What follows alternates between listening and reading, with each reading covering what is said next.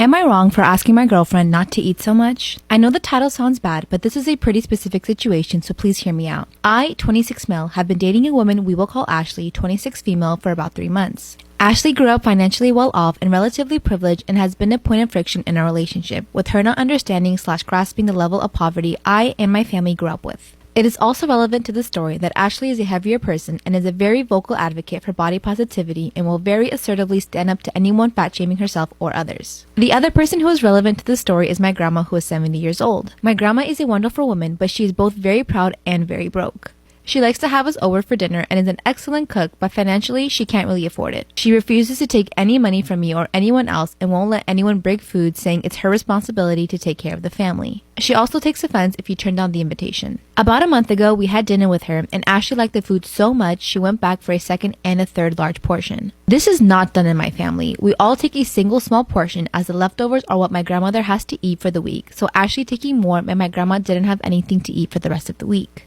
After the dinner, I explained this to Ashley and she was shocked. I tried to bring my grandmother food, but she refused the charity out of pride. My grandmother has invited us for dinner again this weekend. Before we go, I tried to have a discussion with Ashley, reiterating my grandmother's financial situation and asking that she try to only take a single smaller portion so my grandmother can have food for the week. I said we can go eat again after the meal if she was still hungry. Ashley got very angry at this and said she will not be shamed for her eating and she will not limit her food and that no one other than her decides when she's had enough food. She also said I was fat shaming her. This whole ordeal has highlighted a lot of incompatibility issues and I don't know if the relationship is going to last, but just want some other opinions on this if I'm the asshole. So am I wrong for asking my girlfriend to limit her eating? No, bro, your poor grandma needs to eat too, man. Have some sympathy.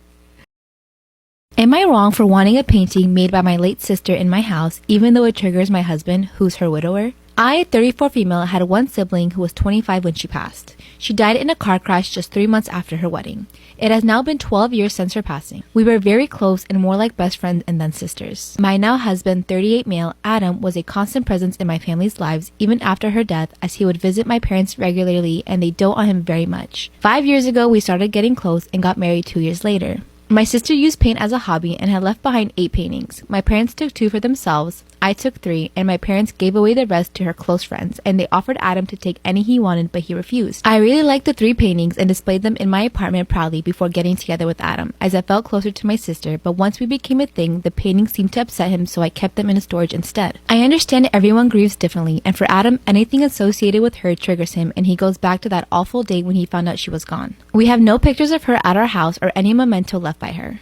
All this time I've been understanding, but I feel like I've completely erased her from my life and brought up the subject of displaying one painting to commemorate her in our house the other day. Adam shut the idea down immediately and refused to even hear my side.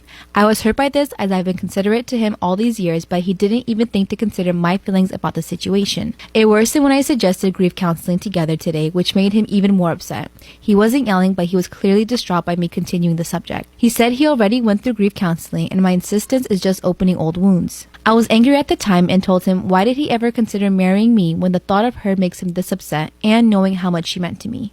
He told me he can't handle me or this conversation anymore and went to his brother's to cool off as he doesn't want to say anything he'll regret later. Now all alone I'm thinking I might have taken things too far. So am I wrong here? Ew, like that's so weird. Am I the only one who thinks that's like nasty? Like,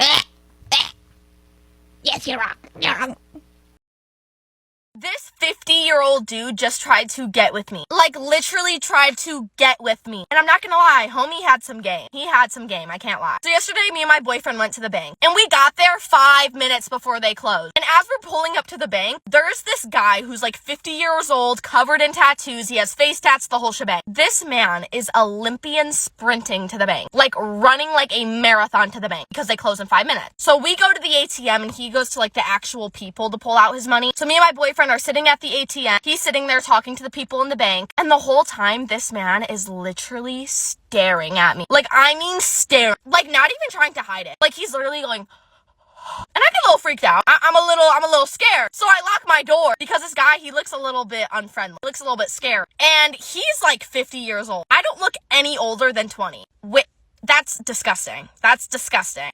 Anyways, the ATM me and my boyfriend are at ends up like not work. It just completely shut off. We go into the next lane to just like write a check and get the money out. And the guy who was there at the bank with us already got his money, but he was just sitting there, just staring at me, just sitting there. And eventually he ended up walking away. I'm like, okay, cool. Me and my boyfriend are literally getting the money out of the tray at the bank, and the guy comes sprinting back over to our car. He is running straight for my car. I'm like, oh my god, oh my god. I'm like literally freaking out, about to cry. I'm like, oh my god, like say bye. I'm saying bye, like I'm done. Like I'm not making it home. I'm done. This man comes up to my car and he goes, do you think you could help me really quick? I'm like, okay. I look at him like this. I go, okay, like scared out of my mind. He's like, I left my phone at the gas station. Do you think you could call it for me super quick? I'll give you my phone number, just call it and I'll see if I hear it ringing at the gas station. I'm like, okay. So I'm like, okay, what's your phone number? Oh, and by the way, my boyfriend was in the car, and my boyfriend knew that he was just trying to get my number on his phone by me calling his phone. So my boyfriend actually ended up taking down the guy's number and calling it off of his phone. We're like, okay, yeah, we're gonna start calling it now. And then this man just runs off into the distance, never to be seen again. 5 minutes after we are calling this man's phone, we get a call from him. We don't answer. We're like, okay, cool, he found his phone, whatever. This man starts spamming my boyfriend's phone. Like, calling, spamming my boyfriend's phone over and over and over again. We don't pick up because why are you calling us? Like, dude, what? Then my boyfriend gets this text. I can't. This man texts my boyfriend this.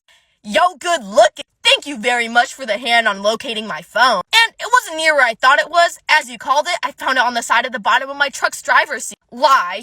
Homie doesn't even have a car. What? Thank you much though. 100. Hey! And was the chick that was in your driver's seat your girlfriend/woman? My boyfriend goes, no problem, dog. And yeah, that's my woman.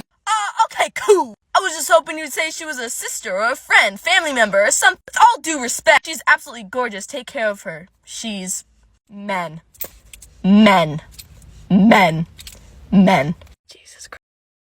Story time about how I came out as gay to my husband. Disclaimer, this is not my story time. It was sent to me on Instagram. I'm 27 years old, and when I was in high school, I knew that I like girls. In fact, I pretty much only dated girls throughout all of my high school. I did also date guys. My parents were totally accepting of this, by the way. Growing up, I always knew that I wanted to marry a man so that I could have kids. When I got into college, I started dating this girl. Her and I dated for a couple of weeks, and she introduced me to my now husband. So he and I started hooking up behind her back, and she eventually found out and she broke up with me. Fast forward a few years later, and we're married. But here's the problem. I found myself only being attracted to women, and I was definitely not attracted to my husband. Obviously, this became a huge problem in the relationship. So guess what my husband did? He hired an escort to come spend some time with us, if you know what I mean. This was great, but I basically only wanted to be with the escort, not my husband. A few weeks later, the escort and I actually started dating. So bad, I know. My husband had no idea. And this escort actually asked me to be her girlfriend. Part 2 is up.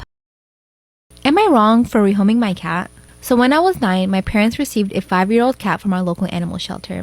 I agreed to getting the cat since I was 9 at the time, and of course I wasn't going to turn down the opportunity to getting a fluffy animal. However, I'd be lying if I said I loved the cat growing up. I didn't hate the cat by any means, but I came to realize that I'm definitely more of a dog person. However, we never owned any animals apart from the cat since my dad has a fear of dogs for some reason. Last year, I moved in with my boyfriend and I took the cat with me, since my parents thought that the cat had bonded with me more. I was fine with this since the cat does its own thing. However, problems began to arise when me and my boyfriend got a French bulldog puppy since neither of us had been able to get a dog up until now. The Frenchie was very gentle towards our cat and doesn't bother her. The cat, on the other hand, made her disdain for him very apparent. This was done through hissing, loudly shrieking, etc. This went on for a year, with the cat's behavior towards our dog gradually getting worse. I lived 2 hours away from my parents, so taking the cat back to them wasn't really a viable option. After making all the efforts I could to get my cat to get along with my dog, albeit to no avail, I decided to take my cat to the local animal shelter since cats tend to be easily adoptable when compared to dogs. My parents recently came to visit. While they were here, they asked me where the cat was, to which I told them I had taken it to the local animal shelter. A huge argument ensued, despite the fact that I reassured them that the cat had been adopted, since it was no longer on the shelter's website. My parents left shortly after, and we haven't spoken since. My boyfriend has sided with me on this, saying that had we taken our Frenchie to the shelter, there's a good chance it may have been euthanized due to the overabundance of dogs in shelters. So, am I wrong here? Am I wrong for telling my husband I'll use my maiden name for our baby if he misses the birth? So I am 37 weeks pregnant. Due to several health complications during my pregnancy, I've been told multiple times by multiple doctors that I might have to give birth next week as opposed to 2 weeks from now. Furthermore, that I may actually go into labor this weekend or any time leading up to it. Due to these same health complications, I'm having a C-section and my doctors do not want me laboring.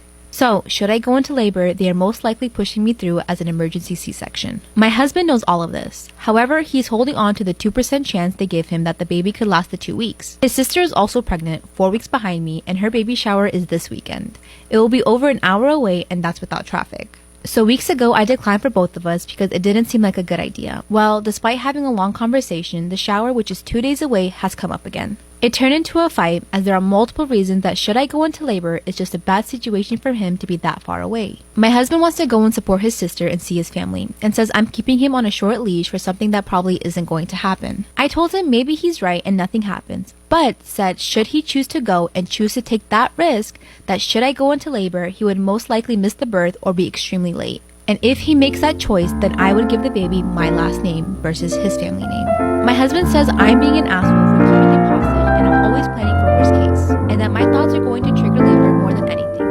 I said if he chooses not to be a part of this,